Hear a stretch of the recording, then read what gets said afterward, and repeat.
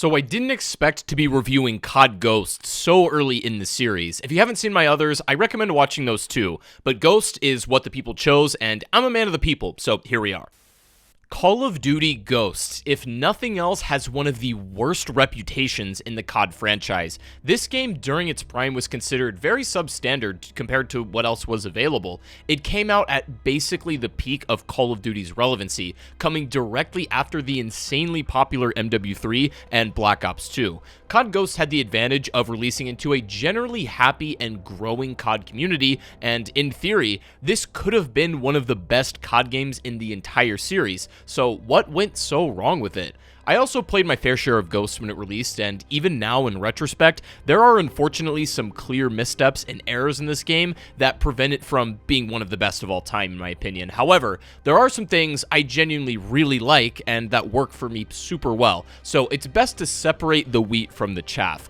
This game, however, is objectively very messy, and depending on what you like playing for, will probably most likely determine your enjoyment more than anything else. This has led to a lot of the discourse about CoD Ghosts nowadays to be so polarized. I often see people bashing it way more than it deserves, but by the same token, I see other people praising it way more than it deserves as well. I really don't think people have the same nostalgia for this game compared to its counterparts, and I think that's for good reason in some areas. This game basically had the opposite situation of Infinite Warfare as far as how it was perceived before it released. Ghost was about to be received with open arms from the community, whereas Infinite Warfare's reputation was already pretty much shot before it even came out. But ironically, I think one of these games aged much better than the other.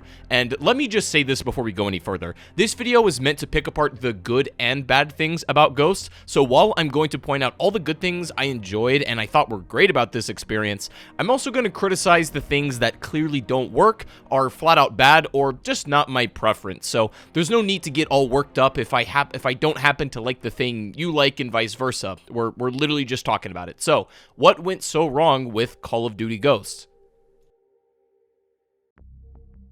In the years following MW3, Infinity Ward, and it's very important to note, this was a very different Infinity Ward than the one that made games like Modern Warfare 2 and even MW3.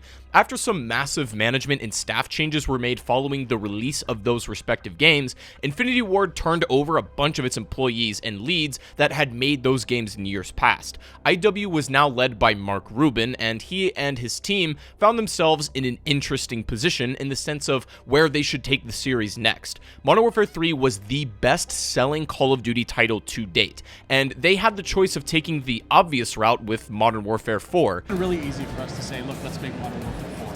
I think if you go on Google, you can look and do searches for Modern Warfare 4, you're going to have a million hits for what that is. Which everyone was kind of expecting, and in hindsight may have been the better option, but Infinity Ward decided to go with something completely brand new and start fresh in this new sub-franchise with a new universe and characters. You know, looking back, one of the good things about Ghost was the fact that it wasn't some kind of remake or a soft reboot. I made the claim in 2015 that nostalgia would sell better than novelty. Another Call of Duty, an old one.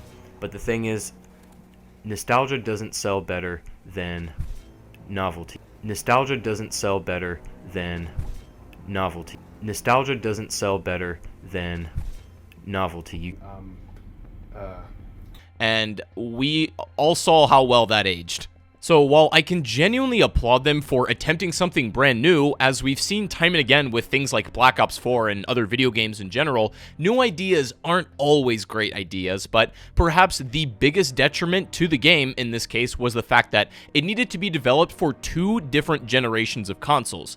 Developing a video game that's roughly the same experience on two different sets of hardware is an unenviable task that I'm sure a team of extremely talented developers couldn't pull off very easily. Just watch interviews with programmers and devs about the Ghost development cycle. The way they describe it makes it sound like a literal nightmare. On gameplay, by tech, visually we've been held back. Usually the problem comes in, we've done a cool gameplay feature and it doesn't have the level of immersion that we originally anticipated that it would. And we don't have the resources left in the scene to add to the things we wanted to. Making a game for the PC Xbox 360, Xbox One, PS3, and PS4, and they're basically the same all around, I'm sure is unbelievably difficult. So I have some grace for the fact that their efforts were kind of spread all over the place from the technical side of things. However, there are some things I simply cannot excuse, and I'm not exactly sure what to pin this on, the tech problems or the bad art direction, but to me, and for a lot of people, the game just looks bad. I don't believe any human being with a brain and a set of eyeballs can look me in the eye and say with all sincerity, this game looks good visually.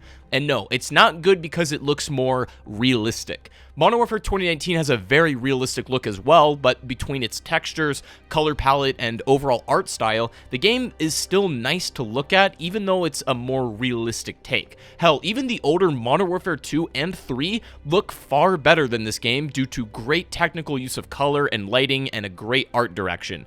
In Ghost, the color palette is bleak, the player models blend in way too much with their environments, and most of the maps and set pieces are dimly lit, dingy, gross. It's like there's this veil of dust or haze across your vision at all times, and it's just awful to look at. Now, there are some exceptions and maps that utilize this game's colors and lighting that actually look quite nice, but sadly these are very few and far between, and most of them are DLC maps. I stand by my statement that Ghost is visually the worst looking Call of Duty game post-World at War. Ghost also didn't seem like it innovated a whole lot in meaningful ways, and it seems like everybody could sniff that out before we even played the game. But we're not going to talk about that. We're going to get in and we're going to talk about that Call of Duty Ghosts multiplayer reveal event, or whatever they called it. I mean, you know, I have my nice Ralph Lauren sweater on, looking so nice, so fresh and so clean. I don't know, I guess they did an okay job. I mean, some of the things looked okay. I mean, out, but not, like one person said nothing really just wowed them, and that's true. Nothing really wowed me, or nothing was really all that amazing. It's like the ability to mantle faster, knee sliding, and contextual leaning, kind of gimmicky, destructible environments, so I can blow up the bus at the end of the map. Cool, how exciting! So I might be a woman sometimes. As far as gameplay systems and innovation goes, it didn't appear Ghost was bringing a whole lot to the table either. One thing I will note though, this was the first Call of Duty game to get rid of the dolphin dive mechanic and traded it out for a knee slide. Whenever COD first introduces a new movement mechanic, the first iteration is always awkward, clunky, and could use some refinement. Think of Advanced Warfare with the jetpack movement and such. This idea would be further refined by Black Ops 3 and Infinite Warfare. And as far as sliding goes, it was clunky and kind of not that useful in Ghosts, but in Modern Warfare 2019 and after, and even in Infinite Warfare a little bit, the slide mechanic is much better and far more useful now. Infinity Ward had a ton of help from Raven Software to develop the game, and even when the game was out, I always felt like Ghost didn't have much confidence in its direction and choices. It didn't feel like someone's vision being played out, felt more like a mix of tons of people's ideas shoved into a single game. Think about it like this. You know what the feel of a Treyarch Black Ops game is like. You know what the feel of an Infinity Ward Modern Warfare game is like. But with Ghost, it doesn't have that authentic Infinity Ward imprint. It kind of just feels like a Raven Software game if I had to pinpoint how the game feels. It was just a bit foreign and kind of strange, and I think they knew this. It was going to be a risk either way. After going back and playing it again recently, the game is dripping with insecurity, and you can tell it lacked the willpower to take that confident step forward it really needed.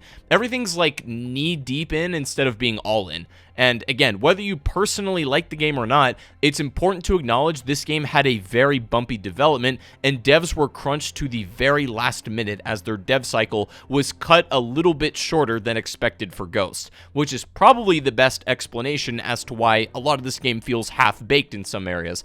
Assets are reused, cutscenes are rushed, and maps just in general had less polish as time progressed. But it's hard to talk about what did and didn't work about this game a whole lot without getting into specifics. Ghost did have a single-player story campaign, multiplayer, and instead of the standard Spec Ops that appeared in the previous two Infinity Ward titles, Ghost would have a brand new mode called Extinction. Despite having a somewhat troubled development, being stretched thin between new hardware, and being a totally new sub-franchise in the series, still could have been a stellar Call of Duty game, but the devil's in the details, as they say, so let's take these apart and understand why this game was so poorly received. Hey there, if you're enjoying the video so far, make sure to subscribe, as around 85% of my viewers aren't currently subbed, and I'm going to be going throughout this entire Call of Duty franchise series and reviewing every single game in depth. So if you want to see more, then be sure to stick around, and also, you can become a member if you so wish to, and members will have first access to playing with me in multiplayer games of these older COD titles that are, like, basically impossible to find lobbies for. So if you'd like to take part in that, hang out with me a bit and stuff, and just play some older games, then you can become a member. Otherwise, no obligation, no pressure. I appreciate you guys for supporting the content anyways. I've been having a ton of fun with this, so let's continue. It's my dog. Ex-girlfriend. I can name a dog, actually. Yeah, you could, actually. No, we can't. Sorry. Cats. Cats. The next Call of Duty is cats. Cats. Call of Duty cats. LOL Duty.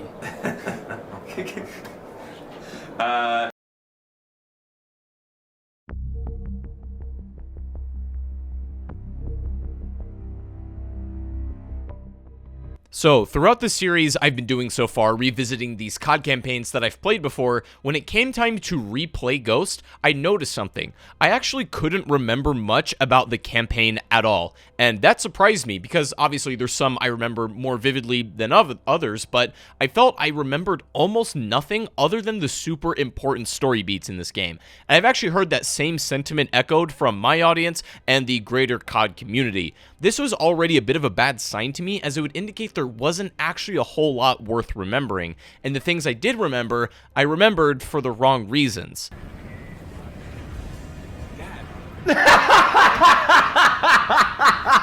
Now, just like Infinite Warfare, COD Ghosts story would be written by a Hollywood writer, and I have no problem with this on paper, and in the best case scenarios, this can certainly help the game have that cinematic touch on top of already being a great game, but sometimes writing a story the way you'd write a film just doesn't translate all that well to a game. The COD Ghosts story was written by Stephen Gaghan, or Gagan, or whatever. He was primarily in charge of writing how the new story would play out. These characters themselves and the world around them, the same guy that's in charge of writing a Call of Duty game about a gritty war drama that's supposed to be post-apocalyptic in nature, is the same guy that also wrote Doolittle. Keep an eye on Kevin, shall we? He may be prickly when the anesthetic wears off. And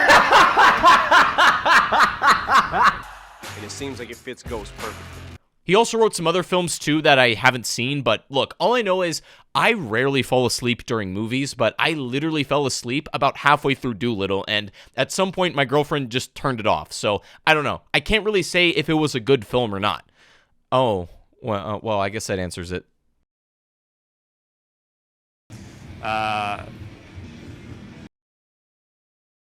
Anyways, back to Steven. I've watched some interviews with him, and he seems like, you know, a really nice guy that just wants to make good stories, so I don't want to be too harsh on him. I just think that in the case of Ghosts, it's a story that worked way better on paper than played out in a game. That being said, upon replaying it, there's some things and moments I thought were kind of great, but the problem is they rushed through everything very quickly, and you'll see what I mean when we get into more detail. But it means, at least in the positive sense, it rushes through some of the terrible and embarrassing parts, but the things I also do like are gone in an instant as well. So let's start by discussing the basic premise, and in all fairness, I like a lot of the ideas for this story in theory. It's the details that bother me. So the idea is a group called the Federation, who have a name so generic they may as well be called Bad Guys Incorporated, began to rise up and take over each country of the world after the fuel-producing deserts were destroyed. How? Who knows? Why?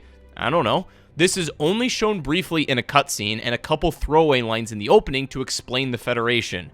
But the Federation wants to take over the rest of the world for reasons we don't really understand. We aren't told anything about their ideology or how they managed to unite other nations. Now, it's said that the Federation took over all the world's superpowers and united South America under one banner. The Federation united all of South America under one banner. But basically the whole time, it's just South Americans you're fighting, and none of the other countries are helping that they've hypothetically took over are involved at all. So it's a weak motivation for a not very compelling enemy, and I recall making the same argument for Infinite Warfare. But the difference is, in that game, most of the characters are expertly written, and we care a lot about them. So it gets away with not having a great enemy. This game's characters are, well...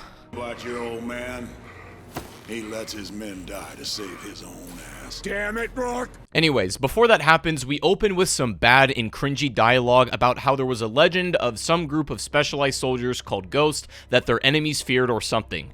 Now, one positive thing is actually the amazing art direction within these cutscenes. These are some of my favorite visuals in the entire CoD franchise, genuinely, but this is displaying the story about how these ghosts you're being told about, and this is your father telling you this story, and they treat it like he's a crazy old man rambling about things. And this really happened. So the legend goes. Come on, Dad.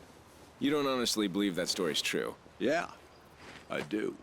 Well, So my question is, was Elias always like a military man, and Logan and Hesh knew their dad did military things to some degree, but not the full extent of it? If so, why would they respond like his story is utter nonsense? And if they never had any idea he was a military guy, wouldn't they find it kinda suspicious that after he runs his mouth about this story, the entire Odin weapon starts raining down on California, or the fact that he knows what Odin is at all?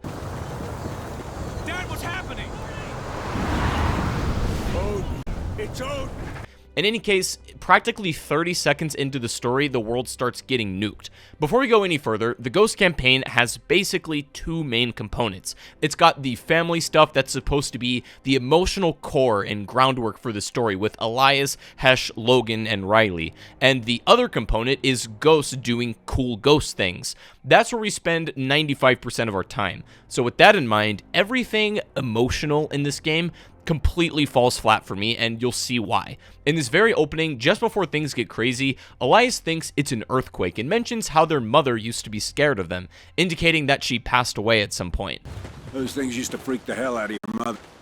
But she is never brought up or referenced again in any capacity. I thought that was going to pay off later somehow, but it's literally never talked about again. To beef up some of the emotional stuff and make this more impactful, how about we see some scenes with Logan and Hesh and their father doing father and son stuff? Maybe they're riding a bike as kids and their dad says, okay, now your test is to do it by yourself and see if you can handle it. You know, kind of foreshadowing what happens later on. I don't know. Any fraudulent Hollywood writer could have come up with that. My point is, we needed more time to establish their relationship and see what their lives were like before this event a bit, and 10 seconds on a rock rambling about things just isn't cutting it. So then we have the sequence in space 15 minutes before the rod struck Earth, where people running the Odin device, and things are peaceful there for a moment when, through the power of sloppy writing, the Federation just instantly shows up. And I'm not trying to nitpick details here, but shouldn't the Odin and its space station have been able to sense another spacecraft approaching them?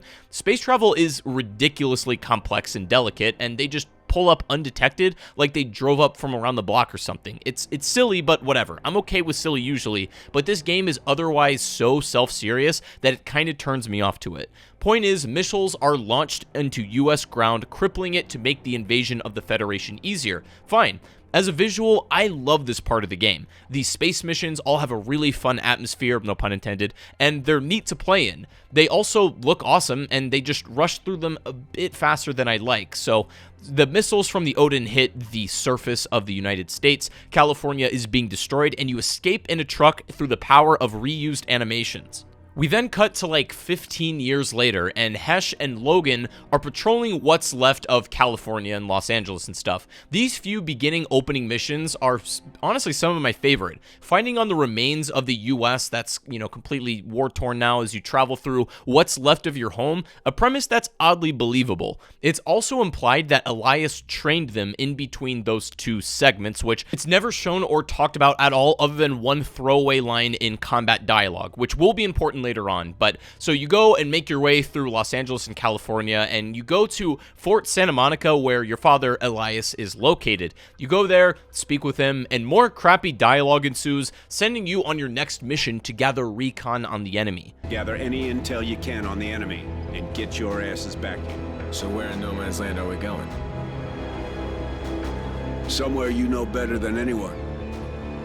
You're going home. And then your eyes roll so far back in your head that they get stuck there. So Logan and Hesh go back to where their hometown was to gather intel. Again, these missions I really like for the most part, and in this one you discover Rourke has captured a ghost and you need to report that back to Elias. On your way, however, you get ambushed by wolves and you're pretty much completely screwed, and even Riley is in grave danger until Ghost saves you.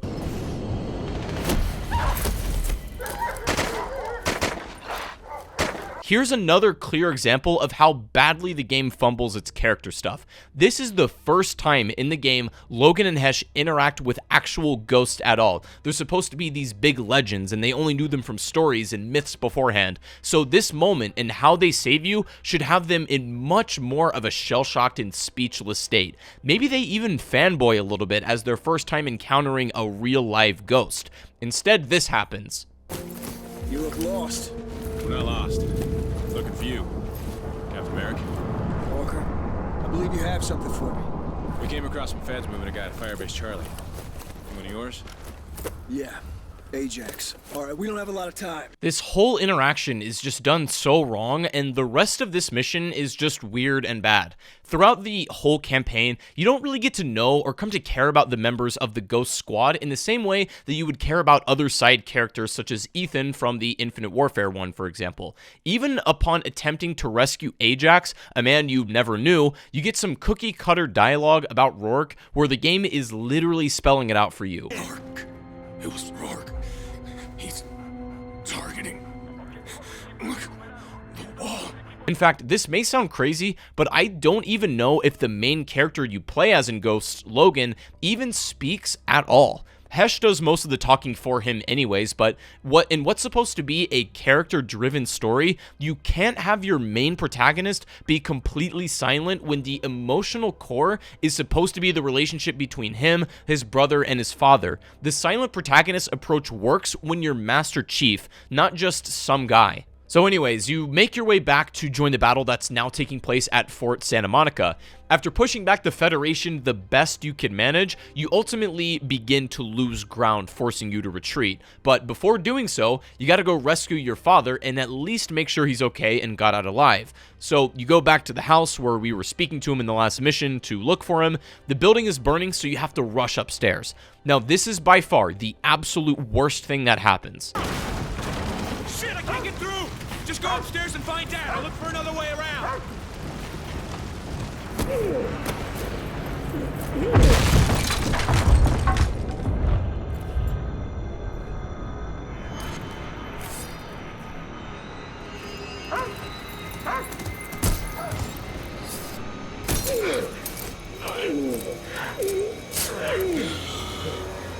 Logan! Shit! You're bleeding! It looks worse than it is. You're gonna be okay. Watch out!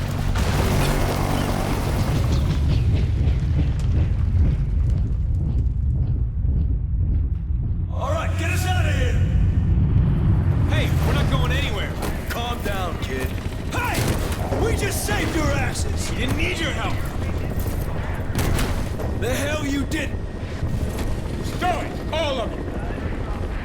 We have to go back. Our Dad's down there, and we're not leaving without him. That's real admirable of you. But your father's not there anymore. Dad, this whole time you were one of them. You're Ghost. Right, the Ghost. That's your commanding officer. boys have no idea how hard this was for me. But once I make a choice, there's no turning back. You and your brother still have a lot to learn, but you passed all your tests. Welcome to the Ghosts. We're ready. We'll lay you down. There's no way you ever could. I'm proud of you. Both of you. That's all well and good. But what the hell are we gonna do about Rourke? So much utter nonsense happens in a minute and 30 seconds. I've actually given myself a brain aneurysm trying to think about this one. Okay, so firstly, Hesh says he can't follow you and that he's blocked. All right, that's fine. You then get jumped by the guy in the flame suit. And not even 10 seconds later, Hesh somehow got through then? Okay, that's fine. He then kills the guy and says, "You're bleeding! Looks worse than it is." How do you know? You looked at him for like 1 second. And then the ghost busts through the ceiling with almost comedic timing. Then, perhaps the worst scene in any Call of Duty campaign ever plays. I'm not joking when I say I don't know how anybody, writer of the story or not, can look at this scene and go, yeah, that works. Let's move on. This whole scene is supposed to be your big reveal and plot twist so far in the story, and it's done so badly. Not only is the reveal itself very stupid, like they couldn't recognize their father's voice for some reason, the way the dialogue is delivered genuinely made me laugh so hard upon replaying it, and the reveal is telegraphed from a mile away. There's nothing clever or interesting about this story twist at all, but it also makes no sense. Elias says, "I have no idea how hard this was for me. But once I make a choice, there's no turning back. You and your brother still have a lot to learn, but you passed all your tests." So wait, was Logan and Hesh coming to rescue him part of the test? If so, was it the plan for Logan to get stabbed by the guy in the thing? And I know he was okay because maybe the knife missed a vital or whatever, but what if it wasn't okay? Were you just waiting outside to see if he would get stabbed or not and then come save them? Also, Logan and Hesh should be utterly shell-shocked and completely silent after their father reveals that he's a ghost. Their whole life now has a new meaning and context, but it takes them like 1 second to process all of this information. We're ready. We'll lay you down. It also kind of makes Elias look like a bad father too, if that was the case. I've actually given myself a headache trying to deconstruct this scene. And again, I would be more okay with goofy dialogue and silly things like this if the rest of the campaign didn't take itself so damn seriously. But finally, you're a ghost, and along with your brother, you finally get to the good parts of this campaign. Remember how I mentioned the other half of the emotional component and the ghost doing ghost things? Well, now we arrive there, and this mission is incredible. Trying to capture a VIP target that has intel on Rourke and his location, you rappel on these skyscrapers, and you get kills from outside the window. You break in and upload a virus that kills all the power in the facility. I love this kind of stuff in the campaign, and it's what works for me the most. Them going around doing spy shit and just generally being an undercover team and doing tasks is the best aspect of this whole campaign, which I really wish they would have focused on more. But after you locate your VIP target for questioning, you get some more extremely embarrassing dialogue from a Saturday morning cartoon villain. Well. If it ain't The Walking Dead.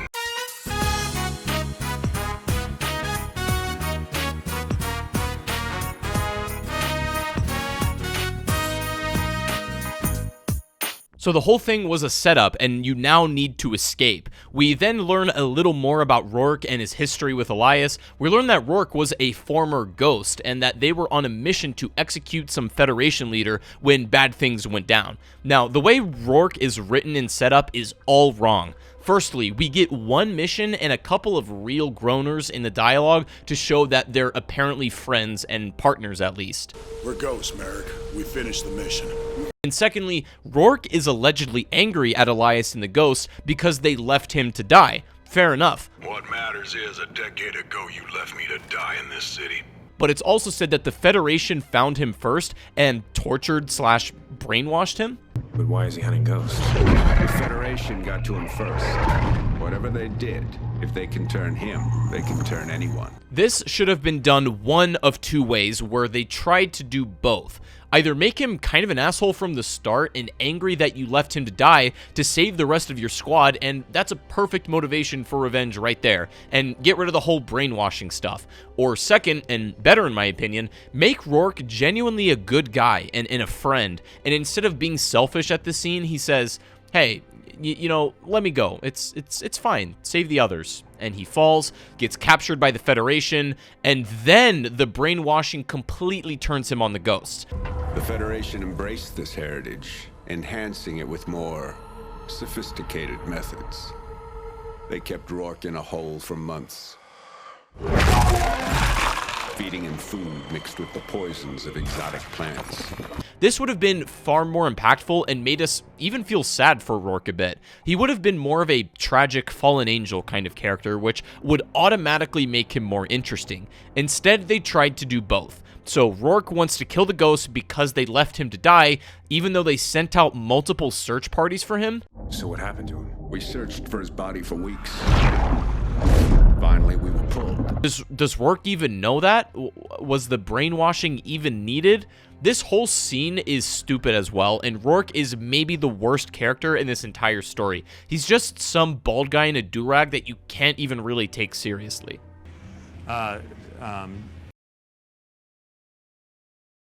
One of my biggest problems with the campaign, besides all the character and plot nonsense, is the fact that it's just a bit too bloated. It's a pretty long campaign, all things considered, which is very ironic since it skimps on all the important character moments and is stuffed with pointless filler missions. In good CoD campaigns, it feels like they're effectively using locations to tell a story, but in Ghost, it feels like they're using a story to tell locations. And in all fairness, I have to admit, some of them are neat. The sneaking around the Federation base and infiltrating it to download documents as you're, like, you know, you have their enemy uniforms on and you got to escape is awesome, and I love that stuff. The underwater bit with the sharks and the sonar from the boat is also incredibly fun, and I wish the game spent more time here and less on the character stuff. But then there's other missions that aren't needed for plot progression at all, and they're not particularly fun, and they only exist as an excuse to have more missions. And having filler missions in a campaign with a story I already don't care about was not very enjoyable to play through. There's a mission where you locate and capture Rourke based on some intel you had, you successfully extract him, and you begin to interrogate him when the literal dumbest thing ever happens. For some reason, you thought it would be a good idea to hold him at the back of an open plane to threaten him. And with convenient and precision timing, the Federation somehow shows up, invades your plane, and escapes with Rourke, and you're just back to square one after your plane crashed. This all happened so fast, your brain won't even process it. I don't have the energy, nor do I need to explain how bad this scene is. And if you're not convinced this campaign is stupid yet, then God help your soul, but it gets much worse. The weird thing about this campaign is that it's sporadically very fun and interesting as more missions go on. There's some bits sprinkled in here throughout that I genuinely love. Some sequences and missions are so good, and it builds up my interest a little bit more and kind of pulls me back in, and then it gets stupid again. Do you remember how I said the Ghost campaign tends to rush through everything, especially its cutscenes, and nothing takes time to play out or just breathe at all? Watch this. We got 6 hours till Keegan gets back. Hold up. Something feel off to you? Security's working.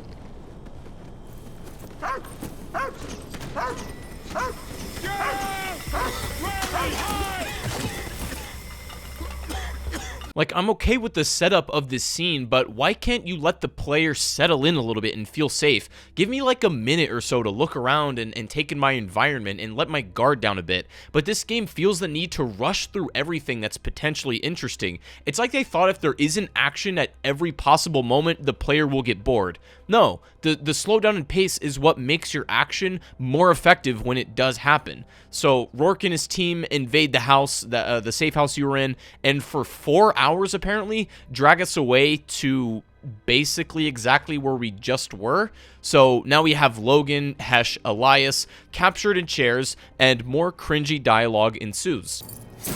You're awake. Good. Nice to have the family back together, isn't it? This is supposed to be the emotional crescendo of this story. This scene is actually very comparable to the scene with Menendez in Black Ops 2, but in Ghosts, it's just executed like insanely worse. You can practically hear the sad violin music kick in as predictable and meaningless platitudes are given from Elias. I'm proud of you, Logan. Everything's gonna be okay.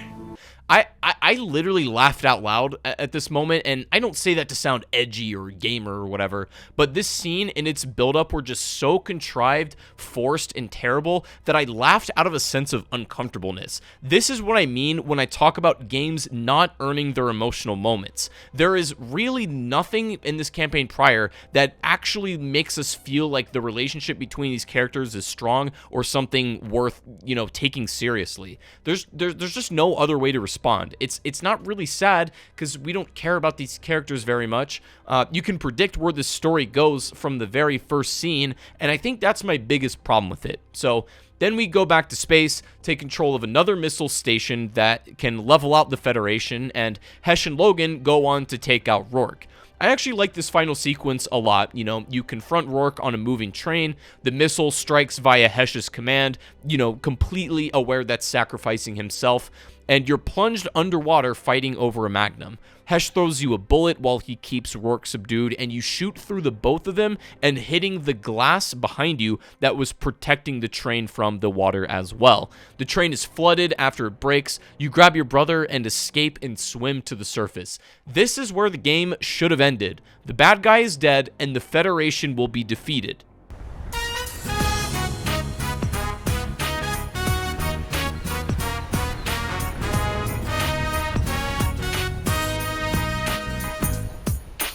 Instead, Rourke comes back somehow, breaks your arm, and drags Logan away for some terrible sequel bait that literally no one asked for.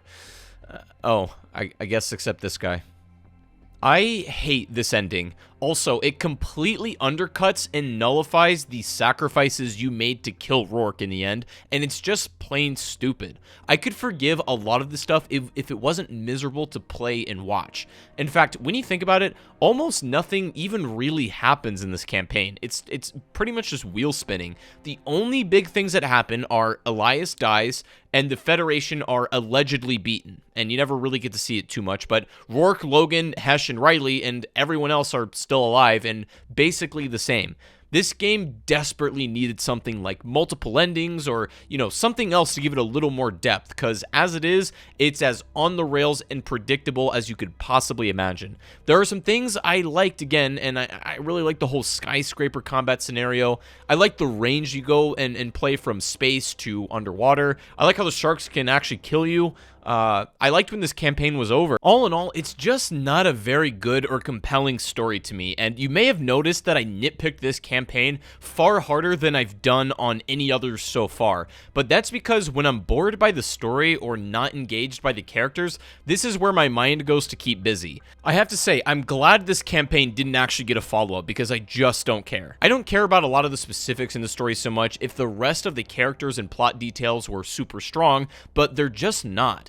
To sum up, I love the ghost doing ghost things aspect of this single player, but all of the character and emotional stuff in this case is a complete flatline to me. This campaign is best enjoyed when you just turn your brain off and press the buttons you're supposed to and don't think about it. As soon as you look critically at it, it falls apart massively. And if you legitimately enjoyed this campaign, look, more power to you. Seriously, I'm glad.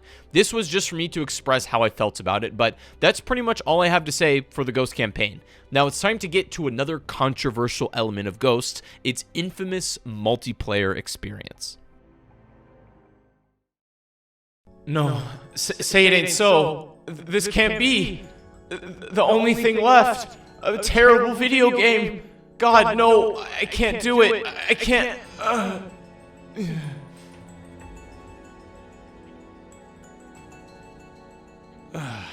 Oh, thank God. It was just a bad dream. Oh, it was a nightmare. I had a terrible dream. I had to play an awful video game. Thank God it was just my imagination. Oh my God!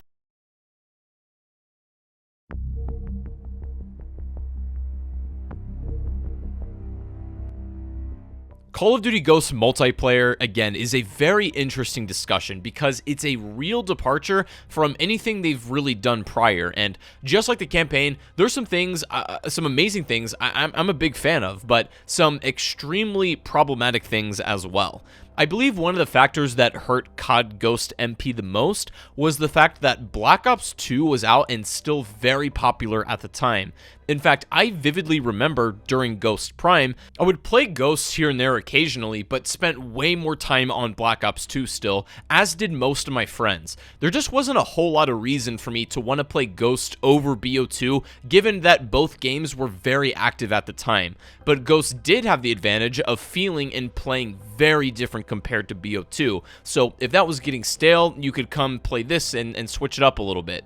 Ghost made some pretty interesting changes to the core CoD formula, and some of them I love, and others not so much. But first, let me deconstruct a few stupid reasons game journalists have claimed this game is good. Top 10 reasons that Call of Duty Ghosts multiplayer is good, okay? Yes, the dog is in multiplayer. Frankly, you can call Riley in and attack enemies and scout ahead. Alright. The AI in the game has been completely revamped, and frankly, the new AI will drop shot, corner camp, and so much more. Yeah, well, I mean, I guess that's true. Some of the elements of the environment can be destroyed. Okay, we saw a bus get knocked off a cliff with a player inside, and frankly, a gas station exploded. My life's a joke.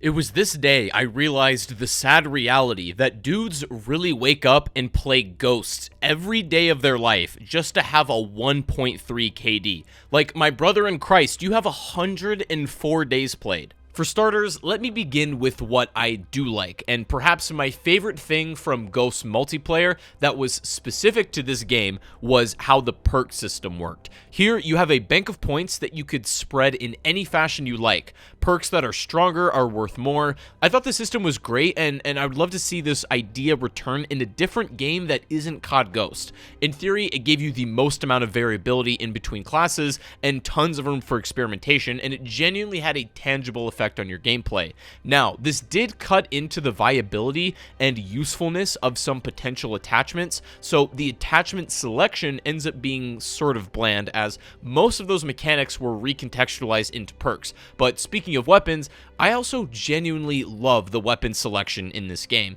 and in my opinion, Ghost has some of the most memorable CoD guns ever.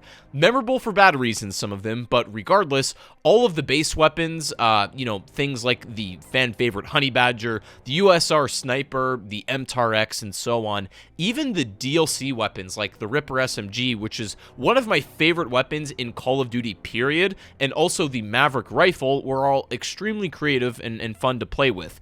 It was also more special when we got new guns back in the day compared to now. A new gun is added to the game like practically every week, but when a new gun dropped in the days of BO2 or in Ghost, it was a really big deal, which certainly helped them feel more memorable to us for sure. And I cannot give enough praise to the weapons in this game. They're actually excellent and something Infinity Ward usually does a fantastic job at. And I also really like many of the exclusive game modes in Ghost. Cranked, for example, gives you that countdown timer to get more kills. It completely revs up the pace of gameplay, which Ghost desperately needed. And also Ghost has some of the best lobbies for Infected in Call of Duty, hands down. Something about how the mechanics and the maps worked in this game made Infected play ridiculously well, and I found myself often playing that more instead of these standard game modes. It's unfortunate because you basically can't find lobbies for these anymore, but these game modes are extremely well done in this game for some reason, and while I'm not in love with them, the kill streaks are okay, I guess. This time you have a package of kill streaks, either lethals with more traditional streaks that are called the strike package. You have your support class that contains things like body armor, squad mates, etc. to help you and your team. And then you have a specialist system from MW3 that returns, giving you even more perks as you earn more kills. I should also mention, these weren't even really kill streaks. Ghosts had a hybrid between the classic kill streak system and score streaks that were introduced in Black Ops 2, this time called the point system. So, for example, each kill you would get would grant you a point. Doing things like capturing a flag or planting a bomb were also a point, but things like assists didn't count for points, so it was a little less straightforward than the kill streak system and a bit less intuitive than the score streaks. And also some totally unnecessary changes to staples like the UAV. Instead, in Ghost, at 3 kills you get what's called a SATCOM. This basically makes it so that anyone in your line of sight will be pinged on the minimap, and 3 active SATCOMs at once will be the effect of a traditional UAV. SATCOMs were so easy to find and destroy that you very rarely even ever had a real UAV. I still don't quite fully understand the thought process behind this entire change. Just seemed like pointless innovation purely for the sake of change. There was also a system called field orders that would spawn via this blue briefcase occasionally that would give you an objective, such as, for example, getting 3 kills without dying, or even teabagging the next enemy you kill. And if done successfully, this would give you a care package with a random streak. I thought the system was pretty fun, and it added variety match to match on top of giving you the chance for kill streaks you probably wouldn't otherwise use. And some of the streaks I love. The Maniac armor gives you better mobility, a combat knife, and a throwing knife to run around and rush people down. This was a very effective anti-camper streak, and I give it hella points for creativity with some of these. There's also things like the Helo pilot and Loki. These are, the big ticket items, and these are fine, I suppose. They're just nowhere near as cool or as, threatening as chopper gunners and AC-130s were. Not to mention, surprisingly, this game had some of the best hit detection out of any COD game. For better or for worse, it made the gunplay feel some type of way. And despite all my other problems with Ghosts, the hit detection was usually pretty excellent.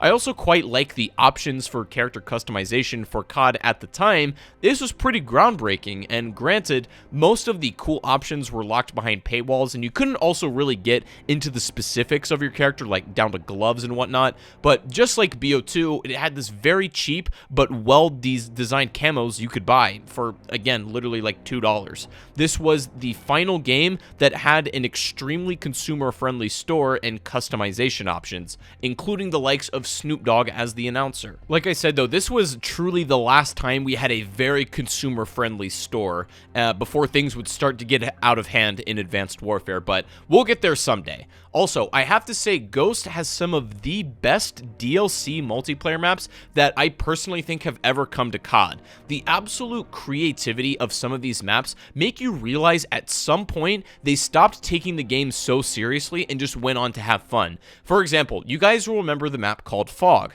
On its own, nothing really too noteworthy other than it being reused in Raven the Redwoods in Infinite Warfare, but I also think this map visually kind of looks horrible. But after doing a field order successfully, you had the chance to get a Michael Myers Maniac suit. The Halloween music comes on and you run around slashing people until you eventually win the game or take too much damage and die. In fact, I guarantee you the only reason people remember this map is because it's the Michael Myers map. Same thing with the DLC map called Ruins. Again, on its own, I think it's actually a pretty subpar map in terms of flow and design and even aesthetic, but just like Fog, you do a field order and you get a care package, you can turn into the Predator, armed with claws to slash people and a shoulder-mounted rocket and thermal vision that you could toggle on and off to spot enemies easier amongst that jungle background. This is where Ghosts succeeded the most for me. Them just realizing that the game's silly and just trying to have fun with stuff.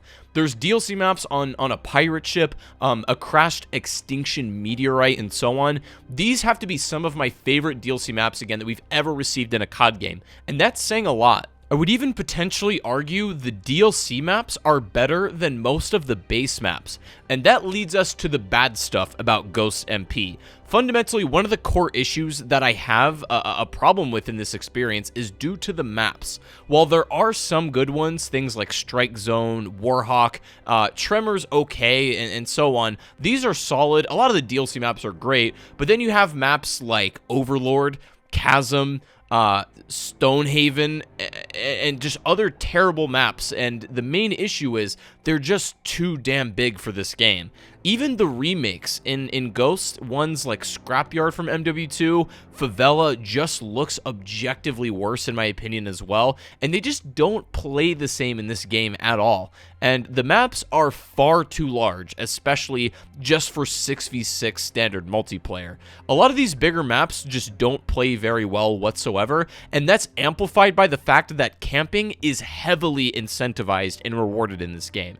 And that would be fine, granted, and I'd accept some, less than optimal maps, but above all else, there are two very specific things in this game that almost single-handedly ruined the multiplayer for me. First is the M27 Iar Lmg. You are literally putting yourself at a disadvantage if you're not using this gun along with a thermal scope and camping. Getting killed by this gun over and over again practically turned me completely off to Ghost when it was in its prime. The thermal scope makes spotting people way easier because of the game's less poppy color palette. It's playing the game on absolute baby mode. It can two-shot at almost any range, and I don't think I've ever hated a COD gun more than this. The second is perhaps the worst piece of lethal equipment Call of Duty has ever seen, the IED. Let me explain objectively why this thing is terrible. On the surface, it's your run-of-the-mill area of effect explosive device. Fine, no problem there. So remember the Bouncing Betty in Treyarch games, it's like, basically the same idea, but it has to be placed on the ground, and more importantly, there's a reactable sound to it. You hear the click, and if you're fast enough to crouch or go prone, you won't die. This has a highly reactable counterplay, or even the Claymore has to be placed on the ground so you know where to look, and while maybe the Claymore's a bit less reactable than the Bouncing Betty, these have extremely obvious lasers sticking out at all times, and a keen eye will catch them. Now, let's look at the IED. This is a brown pack that visually blends in with this environment perfectly. It can be placed anywhere, on the ceiling, the wall, etc., and it has no reactable signal. By the time you hear the noise, it's pretty much already too late, even if you run the opposite way. It makes using the Blast Shield perk pretty much required if you even want to play moderately aggressive.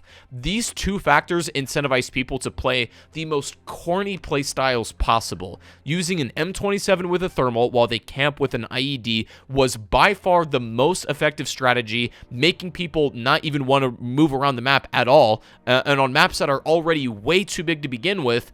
As I went back and played Ghost MP again, I was quickly reminded why I didn't play it that much when it was in its prime.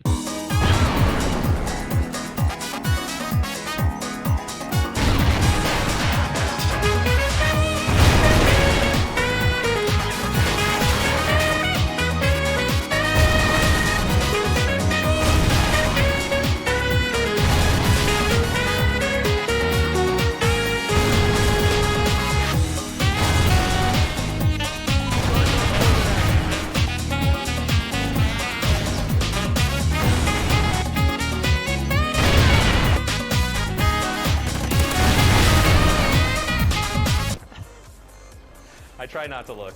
I try to look away when that happens. If these two things from the game were reworked or just completely removed, I'd enjoy it significantly more. And I touched on it a bit ago, but the game's grim color palette made player models way too hard to spot. That if you weren't using a thermal to spot it for you, you better have some really good eyes then. Not only is the game just not nice to look at, but that also slowed down the pace of gameplay to a complete halt.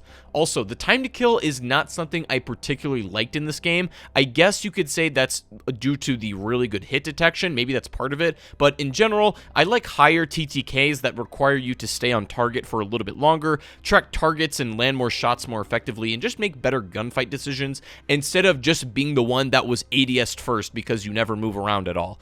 It's a little too fast for my liking, and the M27 can literally kill in 2 bullets in this game, and it's insane. This makes the gun gunplay feel mostly kind of shallow to me as well.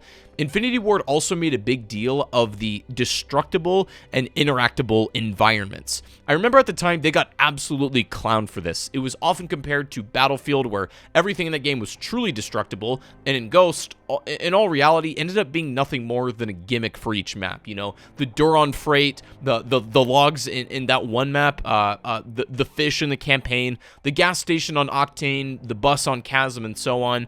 One thing I did enjoy, however, on Strike Zone specifically, after somebody got a chem strike, the Ghost equivalent to the nuke, the entire map's topography and layout would change. This was awesome, but it was only on this map. I assume it'd be way too much work to make a chem strike nuke variant version of every map in the game, but if they did, it would have been really neat. That's basically the highlight of the changing environments, in my opinion. Also, for some weird reason, Infinity Ward really tried to push this squads mode in which you'd create bot characters with like different loadouts and perks and such, and that you could battle other people's bots and their squads, which sounded kind of cool in theory in the way they explained it, but it was effectively playing MP matches with slightly more interesting bots. This was just one of those half-baked ideas that I'm sure they wanted to be much more grand and sophisticated, but for some reason just wasn't taking hold with the players, and nobody really cared all that much. There wasn't really much that stood out to me in a positive way that you can only experience playing Ghost, and it's no wonder I spent most of its prime still playing Black Ops 2. Everything outside of the core game modes, and the more fun ones like Cranked and Infected, there just wasn't a whole lot of enjoyment to be taken from this experience. While there are elements sprinkled throughout that, again, I truly love, the awesome DLC maps, the neat perk system, the extremely fun weapon selection, and so on, a lot of these great parts of the game are unfortunately hindered by some very obvious core problems that plagued Ghost multiplayer for its entire life cycle. And something about the core gunplay, getting kills and kill streaks, just wasn't as satisfying to me in this game, and it doesn't really scratch that Call of Duty itch all that well. At least for me, that is. And like I said, if you enjoyed this multiplayer experience, once again, great. I'm happy for you, but this just isn't my preference, and I think it's got some real glaring flaws. I really do believe Infinity Ward knows this MP is not their finest hour, and I'm sure with a bit more time in the oven, they would have been able to make what they wanted from this game from the start. Overall, the multiplayer in Ghosts is a weaker experience to me, and not one of the more impressive or memorable ones we've seen over the years. There's something missing about this game. I can't quite put my finger on it. I don't know what it is, but it's missing something really important. Oh, I got it! Sauce. This game is sorely lacking any sauce. So let's just add a ton. This is all we need to do. This should fix it up. So, you know, let's just give it a try. Let's throw it in and see what happens. Oh, I think it's done. Let's check on it. And... ah, that's more like it.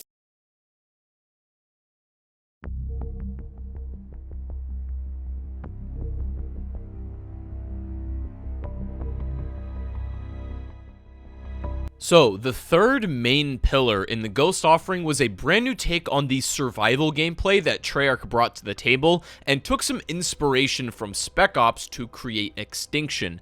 In this mode, instead of zombies, you fight their close counterparts, aliens, or in this game called cryptids. I just picture them at Infinity Ward, you know, all sitting around a table saying, so, we want to do something kind of like zombies, but not completely rip it off. What enemy could we fight that other than zombies? Someone said...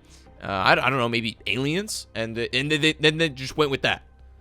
I'm being facetious, of course, and I'm not saying that's a bad thing, but you get the point I'm trying to make.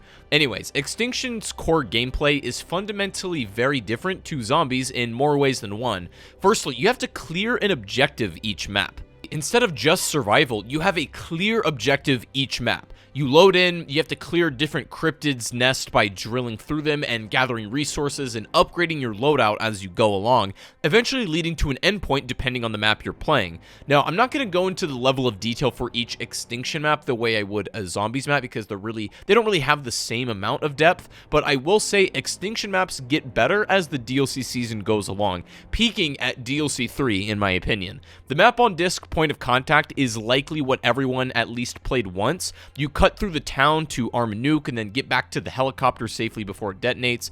The maps get much more involved from here, however, but first, let's look at another core feature that differentiates itself from zombies. Extinction is practically the flagship mode for the kind of player progression that I'm not personally a big fan of, but I can absolutely see the appeal for other people. In this game, in order to do well, ideally, you need to play a lot and gather these items called teeth, which you acquire simply through playing the game for a certain amount of time. You then take these teeth and upgrade or unlock attributes and to, make your class or character even better. Sure, this gives you something to do, but my only problem is being good at the game is largely determined by your level and unlocks, not necessarily how skilled you are as a player. And again, that's fine. It's the complete opposite approach to zombies, which probably works for a lot of people. It's just not really my cup of tea personally. The maps that follow after Point of Contact get increasingly more interesting as you go along. You then have Nightfall, which takes you through a snowy facility as you're introduced to our first actual boss fight and a wonder weapon called the Venom X. Generally speaking, Extinction quests are pretty straightforward in terms of like what you actually do as soon as the map loads up. It's very like telegraphed, and it's not like having to solve a zombies Easter egg to experience the main course of content. Extinction can be enjoyed both solo and co-op, but in general plays better with more people. In fact, most of the systems are literally designed around that. There are some neat systems in the game, such as having challenges to complete while you're guarding the drill. The creative and different enemies the game throws at you as you move along are excellent, and it's also got a fairly deep lore and storyline that I won't even dare to touch that subject with a 10-foot pole because I don't know very much about the Extinction story other than it's technically a film in the Infinite Warfare Zombies universe. But still, the cutscenes are pretty impressive for a side mode like this, and genuinely, like, there's a lot of love that went into this mode, and I can tell they're genuinely passionate about, this experience. But technically, Extinction does have a chaos mode, and this is for all purposes just meant to mimic the Treyarch survival zombies experience, but honestly, I think this mode sucks. It's not fun like the actual zombies survival experience that Treyarch does so well, and it also has none of what makes the gameplay of Extinction special either. It's just like this weird middle ground that doesn't work for anything. The class system is a neat idea for a mode like this. You can select to serve a certain role within the group. DPS lead, medic, repairman, etc. You have these variety of abilities and equipment that you can bring in and assist your team. The only downside is Extinction's core gameplay can be very linear and almost the exact same experience replaying it more than once, unless you apply relics that are similar to Halo's skulls. These apply certain modifiers to the game and make some of the aspects more challenging if you choose to activate them, but outside of that, the biggest weakness of Extinction is its lack of replayability. Sure, you can keep playing to farm more and more teeth to unlock all the abilities, but once you play through Nightfall once, you do that boss fight, same with Mayday and fighting the Kraken and so on, it just kind of feels like you've experienced everything already. It feels significantly different to a zombies map in which, for the most part, you can change the experience of the map played just purely based on how you interact with it and what you do. The biggest changes you can make in Extinction are the choice of class and relics applied. I do have to say, however, the absolute highlight of the core gameplay for Extinction is easily the last act in each map. In Nightfall, you have a battle against this like spider-like alien at the facility, and it's super well done. The boss is actually threatening, and it has clear signs and reactable moves. All great stuff. The following map, Mayday, has a boss fight with a literal Kraken. This is probably the most famous one in Extinction, and it's for good reason. Infinity Ward still shows how capable they are of making outstanding boss fights even in a non-zombies mode. My personal favorite map in this offering, Awakening, plays around with the idea of being on the aliens world, so you have the effects of lower gravity with, higher jump height and things like that, crazy looking monoliths you have to scan, and so on. I love the visuals in this map, and I quite liked all this stuff that it had to offer to begin with, and DLC 4 unfortunately left us off with another unresolved cliffhanger that would be retconned in Infinite Warfare Zombies. As a whole package, though, Extinction is probably the one that I would be the most likely to replay or enjoy if I were to load up Call of Duty Ghosts for some reason. I'm not in love with it, and it's certainly not my personal style of game, and it's no Treyarch Zombies, but I have to admit it's solid from a gameplay standpoint. It's very creative, and it's really gathered a cult following of players over the years. People still talk about it pretty frequently. While, again, it's no Treyarch Zombies, it's a wonderful departure from that, and it has far more replayability than Spec Ops, that I would argue, and I think I'd go so far as to say Extinction is probably the overall strongest pillar of content compared to the single-player story and multiplayer counterpart in Ghosts. All things considered, I applaud Infinity Ward on taking some massive risks that paid off pretty well with Extinction, and, you know, we would never see the follow-up to this mode, although they did prototype and play around with some ideas. It would never be fleshed out in the way that it appeared in Call of Duty Ghosts, but maybe that's for the best, maybe not. Who knows what the future holds. Call of Duty Ghosts was Infinity Ward taking a real chance with a lot of their decisions, and after going back and analyzing them in retrospect, I don't think any aspect of the game is truly amazing. The single player is downright bad in my opinion, and while there again were some parts of it I thoroughly enjoyed, it failed to leave any lasting impression on me or even failed to be that fun at all. The multiplayer, while it had a ton of potential, was severely hindered by just some straight up baffling gameplay choices that prevent me from truly appreciating it at the level it probably could be. And Extinction is a wonderful alternative to Zombies that I can't sit down and play every day, but every so often is quite refreshing to go and revisit and experience again, especially with friends.